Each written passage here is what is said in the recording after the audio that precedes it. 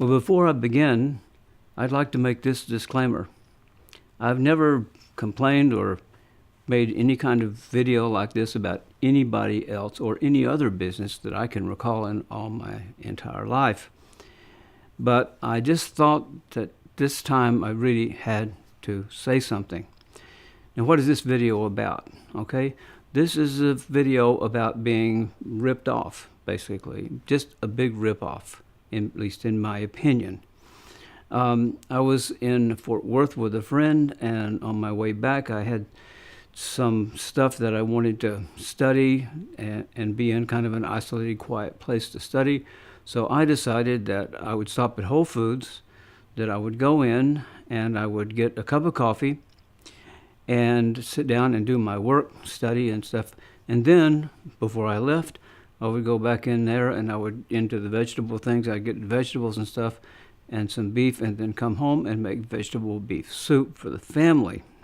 So I did. I went into Whole Foods and I wandered around looking for the coffee bar, which is in a very different place than the Whole Foods that I normally attend, normally go to in Dallas. I was in Fort Worth, by the way. So when I was there in Arlington, it's in Arlington. And so anyway, as I was going through the aisles, I looked and I saw some of the chocolate bars and stuff, and I saw one small chocolate bar, probably about the size of a standard little Hershey's bar, right? And it had hazelnut, and I thought, okay, well, and it was dark chocolate, and it was fairly low in terms of carbohydrates. So I thought, well, that's good enough glycemically, so I'll just get that, and I like hazelnuts anyway. So I picked up one of those things as kind of a snack from the lunch that I just had with my friend, and still looking for the coffee bar, I decided, well, I'll just go over and pay for this. And then I did see the coffee bar, and it dawned on me, well, maybe I could just pay for both of these at the same time. So what's the harm, right? So I look around to see if there's anyone that I can ask. At the coffee bar, can I go over and pay for my coffee and for this, or do I have to pay for this here and then go for the coffee? So finally I got a young man, and he told me, oh yeah, you can just go over and buy the coffee and pay for the chocolate at the same time. So great. So I walk over to the coffee bar, and this is about 4:30 in the afternoon, and there's nobody there. So I stand there for a while, look to see, nobody comes. I'm standing there. So after about maybe 3 minutes or 4 minutes, since nobody was paying attention to me, there were people moving around, I decided, well, I'll just go back and see this young man. So I went over and I said to him, hey, there's no one at the coffee bar, you know?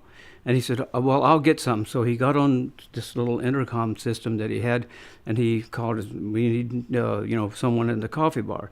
So fine. So I went back over to the coffee bar, and I'm standing there, and still nobody comes. Well, I look over, and the young man that I'd talked to had left his post and had gone somewhere else, but there was a young lady there, I think, who had heard the conversation. So I went over to her, and I said, and I put my chocolate bar down, and I said, oh, well, I guess I'll just pay for this. And she said, you mean nobody's been there at all yet? And I said, no. So she motioned over to the young man again. Young man picked up his intercom. Now, this is like, getting close to 7 or 8 minutes since I just wanted to get a cup of coffee. So he calls. I still don't see anybody moving at all over where the bread is, and no one moving toward the coffee. So finally someone does come down. So, okay, all right, great.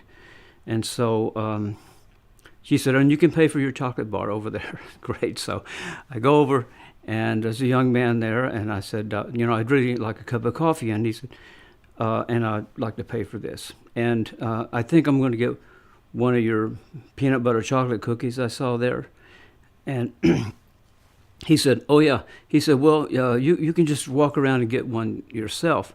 Well, the cookies were right behind him, but no, I have to go all the way around and get this. Okay, I'll go get the. So I got this so-called peanut butter cookie with chocolate in it, little small bits of chocolate I could see there. So I came over and he said, oh, we're out of French roast. They only had two things. That had a flavored coffee, which I can't stand, and the French roast.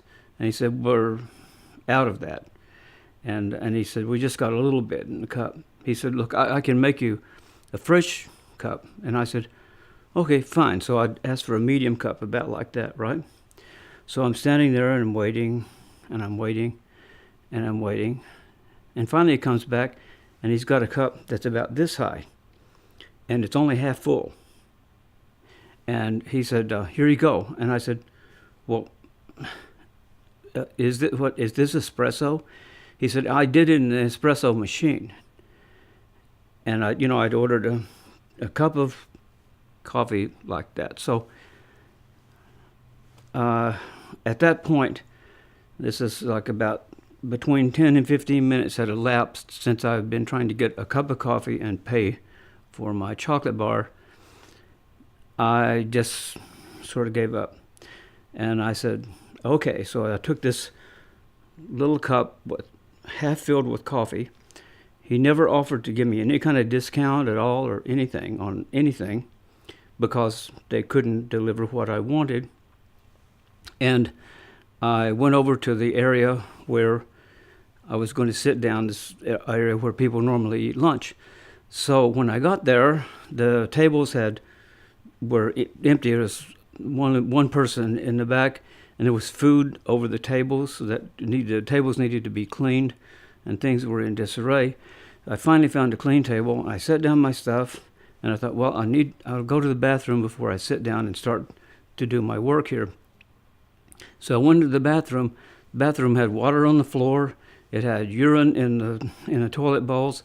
There were wet paper towels that had been strewn on the floor and on the counter there where people would normally wash up. It really was a mess. I mean, it looked like some kind of bathroom in a pool hall. And if you've been in the pool halls I've been in, you know that's not a compliment. In any case, I came back and I sat down and I began to work, and I picked up the so-called cup of coffee, and I started to drink it, and it was tepid. It wasn't hot at all. In fact, it was like just lukewarm, and it wasn't even lukewarm. So I've got this half cup of something. I don't know if it's espresso or I don't know what it is, but it's like room temperature. So I open up the peanut butter cookie and I take a bite of it. I can't taste any peanut flavor in it, but it's loaded with sugar. It's really a cheap piece of pastry. And the little bits of chocolate have almost no flavor at all. So I give up on that, and I pull out just a square of the chocolate, the dark chocolate, and I take a bite of it, and I'm tasting it, and then I can't taste any hazelnut flavor at all. And plus, it's kind of waxy. And I paid $4 for this little thing, a Hershey, piece of Hershey would cost me, I don't know, about $1 now, I think, for that.